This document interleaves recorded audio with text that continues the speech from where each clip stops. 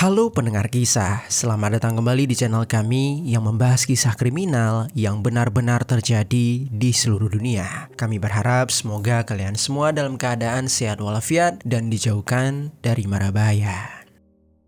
Hari ini kami akan membahas sebuah kasus pengeksekusian yang terjadi pada tahun 1999 dan pelakunya baru terungkap 26 tahun kemudian, tepatnya di bulan Oktober 2025. Korban yang dieksekusi merupakan seorang wanita yang memiliki kehidupan harmonis bersama suami dan putra sematawayangnya. Hingga pada suatu hari ketika sang suami sedang bekerja di siang harinya, dia mendapatkan kabar kalau istrinya telah tewas di apartemen mereka dengan cara yang sangat mengenaskan. Minimnya alat penyelidikan di masa itu membuat kepolisian kesulitan untuk mengungkapkan siapa pelaku aksi kriminal tersebut. Namun hal itu tidak membuat suami korban menyerah. Selama bertahun-tahun dia terus membayar sewa apartemen tempat istrinya dieksekusi, meski dia dan putranya tak tinggal lagi di sana. Hal ini dia lakukan untuk menjaga barang bukti dengan harapan suatu hari nanti kasus kematian istrinya berhasil terungkap.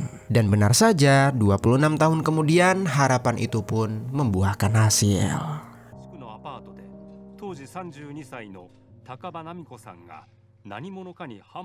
Bagaimana kasus ini bisa terungkap dan mengapa sang suami begitu setia dengan istrinya tersebut? Jadi beginilah kisah di baliknya. Di negara Jepang, tinggallah seorang perempuan bernama Namiko yang berusia 32 tahun. Kehidupan Namiko tak berjalan dengan mulus. Dia tumbuh dengan keluarga yang tidak sepenuhnya utuh. Sejak dia memasuki usia remaja, kedua orang tuanya memilih untuk bercerai, sehingga Namiko pun hanya dibesarkan oleh sang ibu. Namun perpisahan itu tak membuat ibu Namiko menyerah. Dia tetap berusaha untuk memenuhi kebutuhan hidup putrinya dengan cara mengambil pekerjaan apapun. Melihat perjuangan ibunya, Namiko tumbuh menjadi perempuan yang mandiri dan juga bertanggung jawab.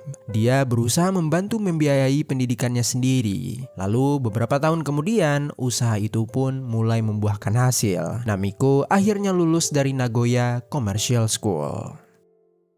Lalu setelah itu Namiko memutuskan untuk tidak melanjutkan ke perguruan tinggi. Namiko langsung memilih bekerja demi membantu merawat ibunya yang saat itu tengah mengalami penurunan kesehatan.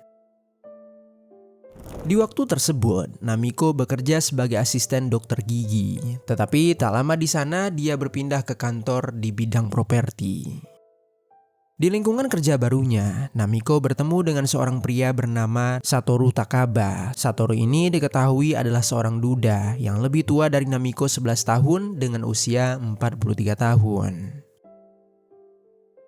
Sedari awal Namiko bekerja di sana, Satoru seringkali memperhatikan Namiko. Dia merasa tertarik dengan paras dan juga pribadi Namiko yang menarik. Hingga akhirnya pada suatu waktu Satoru memberanikan diri untuk berkenalan dengan Namiko. Meski terpaut usia yang cukup jauh, hubungan mereka ternyata terus berkembang semakin dekat. Bagi Namiko, Satoru dapat memberikan rasa aman yang tidak dia rasakan sepenuhnya sejak masa kecilnya. Hubungan mereka yang bermula dari kedekatan sehari-hari mulai berubah menjadi komitmen yang serius. Lalu singkat cerita, pada tahun 1995, Namiko dan Satoru resmi menikah. Meskipun pernikahan itu menjadi pernikahan kedua bagi Satoru, hal tersebut tidak menghalanginya untuk membangun rumah tangga baru dengan penuh kehangatan. Kedua pasangan itu membangun kehidupan yang harmonis, hingga akhirnya mereka pun dianugerahi seorang putra yang mereka namai Kohi, yang saat kisah ini berlangsung sudah berusia 2 tahun. Kehadiran Kohi membuat suasana baru di rumah itu. Mereka membesarkan Kohi dengan penuh kasih sayang. Mereka mengabadikan momen-momen kecil tersebut lalu menyusun foto-foto itu dengan rapi ke dalam album untuk mengingatnya nanti di masa depan. Setelah hadirnya Kohi, Namiko memutuskan untuk berhenti bekerja. Dia memilih untuk fokus menjadi ibu rumah tangga. Sementara Satoru tetap bekerja 6 hari dalam seminggu untuk menafkahi keluarga kecil mereka. Lalu berlanjut sekitar bulan Juni tahun 1999, Satoru meminta izin pergi meninggalkan rumah untuk mengikuti acara reuni sekolah SMA-nya dulu. Dalam pertemuannya itu, Satoru bertemu dengan salah satu temannya yang bernama Kumiko Yasufuku, seorang perempuan berusia 43 tahun. Di masa SMA dulu, Kumiko ini dikenal aktif dalam kegiatan sekolah. Salah satu kegiatannya adalah klub tenis, yang mana dari klub tersebut dia mulai mengenal Satoru dan sering berinteraksi dengannya. Sejak masa sekolah, Kumiko mulai merasa tertarik terhadap Satoru. Tetapi sayangnya setelah menyatakan perasaan cintanya, Kumiko ditolak secara sopan oleh Satoru. Namun tanpa diduga, penolakan tersebut tak membuat perasaan Kumiko hilang. Bahkan sampai setelah lulus SMA pun, Kumiko masih sering menyatakan perasaannya kepada Satoru melalui surat dan juga hadiah coklat. Tetapi sama seperti sebelumnya, dia hanya menerima suatu penolakan. Masih merasa penasaran, Kumiko memutuskan untuk mendapatkan perhatian dari Satoru dengan mendatangi kampusnya untuk menonton Satoru bermain tenis. Namun lagi-lagi Satoru tetap tidak tertarik dengannya. Kehidupan terus berjalan dan di usianya yang semakin dewasa mengharuskan Kumiko menikah dengan pria lain. Sampai tiba di suatu waktu Kumiko melahirkan seorang anak dan tinggal bersama keluarganya di wilayah yang berjarak sekitar 10 km dari tempat tinggal Satoru. Dalam kesehariannya, Kumiko ini bekerja sebagai komite sekolah. Rekan kerjanya mengenal Kumiko sebagai perempuan yang ramah dan mudah bergaul dengan orang tua murid. Lalu ketika momen dia mendengar kabar adanya reuni SMA, Kumiko sangat merasa senang dan ternyata dia telah menunggu hari tersebut. Saat hari itu tiba, Kumiko hanya menunggu kedatangan Satoru yang sudah lama tak pernah lagi dia lihat. Beberapa menit kemudian, dia pun melihat Satoru yang berjalan ke arah meja. Ketika itu, dia masih merasakan degup jantungnya yang mulai tak beraturan. Kumiko memanfaatkan waktu tersebut untuk menanyakan kehidupan Satoru, termasuk soal pasangan hidupnya. Mendengar Satoru yang sudah memiliki istri dan seorang putra, menimbulkan rasa sakit hati di dalam diri Kumiko. Kumiko kembali teringat dengan usahanya untuk mendapatkan hati pria itu, yang nyatanya hanya berujung sia-sia. Entah kenapa pada waktu itu Kumiko merasa tidak terima dengan istrinya yang dengan mudahnya mendapatkan hati Satoru. Tetapi dia menutupi perasaan tersebut dengan membanggakan keluarga kecilnya di depan Satoru. Di balik itu semua, sebenarnya Kumiko merasa iri dan ingin merampas kebahagiaan Satoru dengan menghabisi istrinya. Singkat cerita, sejak pertemuan itu, bulan demi bulan pun terlewati, tetapi Kumiko masih terus memikirkan Satoru yang sudah berkeluarga. Rasa kecewa, rasa sakit hati masih terus menyelimutinya, sampai semua perasaan itu benar-benar berujung pada tindakan keji yang ingin segera dia lakukan. Ketika itu pada hari Sabtu 13 November 1999, tepatnya di pagi hari, Satoru pergi berangkat kerja ke kantornya. Sementara Namiko sudah sibuk menyiapkan sarapan untuk putranya yang sedang sakit. Pagi itu berjalan seperti biasanya, mereka melakukan rutinitas yang sama setiap harinya. Lalu ketika jam sudah menunjukkan pukul 11 siang, Namiko bergegas pergi keluar rumah. Karena beberapa hari sebelumnya dia sudah membuat janji di klinik anak untuk membawa Kohi putranya berobat ke dokter. Hari itu berjalan dengan lancar, melihat Kohi yang sudah mendapatkan penanganan, Namiko pun merasa cukup lega. Kemudian sekitar jam 11 lewat 40 menit, Namiko kembali ke apartemennya. Namiko berjalan ke arah unitnya sambil menyapa beberapa penghuni lain yang berada di lorong apartemen. Sekitar 30 menit dia merebahkan diri di kursi ruang tamu. Lalu Namiko mendengar ketukan pintu dari unitnya. Melihat jam yang masih pukul 12:30 siang, dia menduga bahwa orang di balik pintu itu bukanlah Satoru yang sudah pulang bekerja. Namiko mengintip terlebih dahulu dari jendela kecil di dekat pintu. Terlihat Kumiko yang sama sekali tak mencurigakan. Akhirnya Namiko membuka pintu. Dia menyapa dengan hangat sambil menanyakan tujuan perempuan yang tidak dia kenal itu. Lalu kemudian Kumiko pun memperkenalkan diri. Dia mengaku sebagai sales dan dia memohon untuk Namiko memberikannya waktu untuk menjelaskan sebuah minuman sejenis Yakult yang dia jual. Karena merasa iba, Namiko mengizinkan Kumiko untuk masuk ke unitnya. Dia mempersilahkan Kumiko duduk dan memintanya untuk menunggu karena dia ingin ke kamar mandi terlebih dahulu.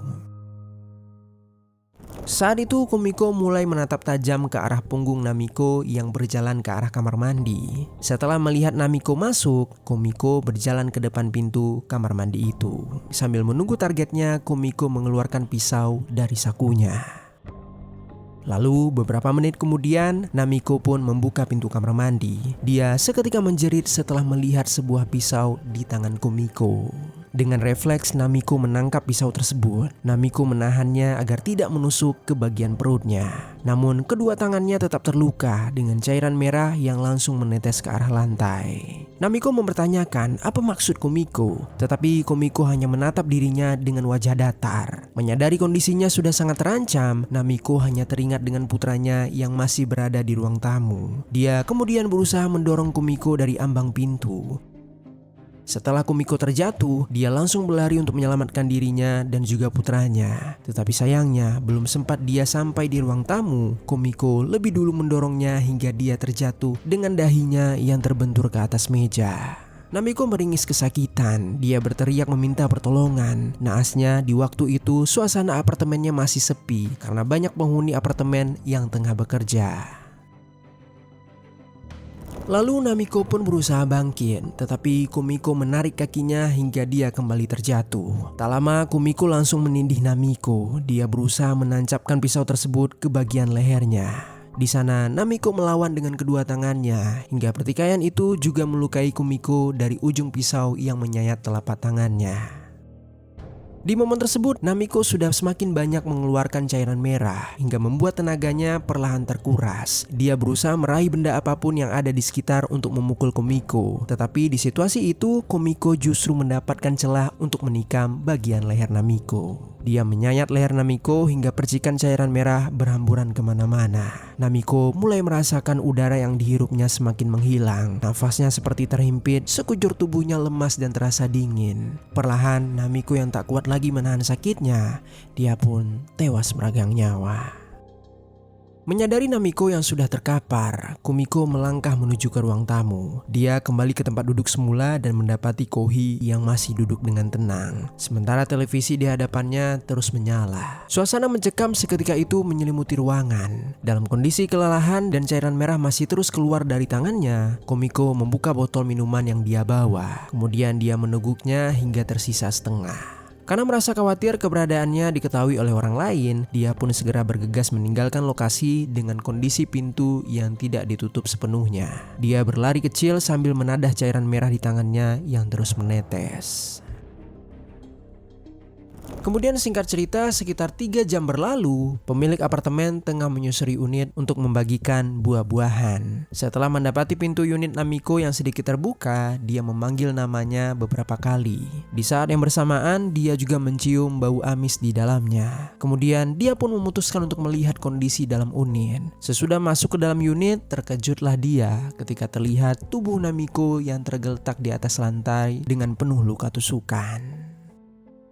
Pemilik apartemen yang menjerit segera memanggil orang-orang sekitar. Saat itu dia juga langsung melaporkan kepada pihak kepolisian dan juga pihak medis. Tak lama laporan itu masuk, polisi dan petugas medis langsung mendatangi lokasi. Mereka mengamankan putra korban yang telah diselamatkan oleh pemilik apartemen. Kemudian mereka meminta penyewa apartemen itu segera menghubungi Satoru untuk mengabarkan kalau istrinya telah meninggal dunia.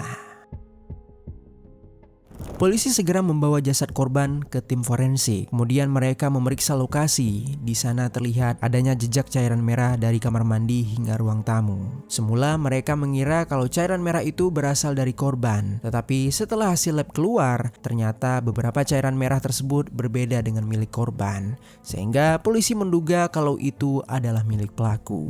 Namun meskipun adanya jejak cairan merah milik pelaku, tetapi di tahun itu tim forensik belum memiliki teknologi yang memadai, sehingga untuk mengidentifikasi pelaku secara tepat agak sulit dilakukan. Dari cairan merah yang tertinggal di TKP, mereka hanya bisa memastikan kalau cairan merah itu berasal dari seorang perempuan yang memiliki golongan darah B. Alhasil, sampel cairan merah itu hanya bisa disimpan oleh tim forensik sambil polisi mencari petunjuk lainnya. Di TKP, polisi juga menemukan minuman probiotik yang masih tersisa setengah. Dan setelah dikonfirmasi kepada Satoru, dia mengatakan kalau keluarganya tidak mengonsumsi minuman tersebut. Dengan adanya pernyataan itu, polisi yakin bahwa kejadian ini berasal dari seseorang yang berniat mengeksekusi Namiko. Terlebih, pakaian korban tidak rusak dan tidak ada barang yang hilang. Hal itu semakin menguatkan kesimpulan bahwa tidak adanya tindakan tidak senonoh ataupun perampokan. Setelah beberapa waktu, tim forensik menjelaskan kalau korban telah mengalami beberapa luka tusuk di bagian leher yang menyebabkan dia kehilangan cairan merah yang banyak hingga menjadi penyebab utama atas kematiannya.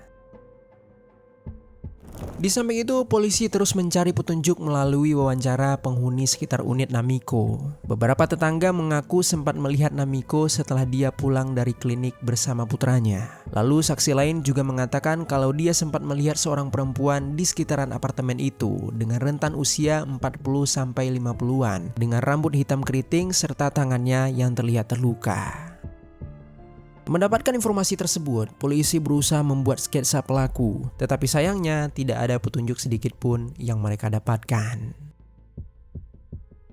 Sebelum tahun 2010, kasus pengeksekusian di Jepang memiliki batas waktu penuntutan, sehingga saat itu kasus Namiko menjadi kasus yang belum terungkap karena keterbatasan bukti dan juga teknologi forensik di tahun 1999. Sementara itu, Satoru dan juga putra kecilnya pindah ke tempat tinggal yang baru. Tetapi meski begitu, Satoru tetap terus membayar dan mempertahankan unit apartemen yang telah menjadi tempat TKP kematian istrinya demi menjaga bukti agar tetap utuh.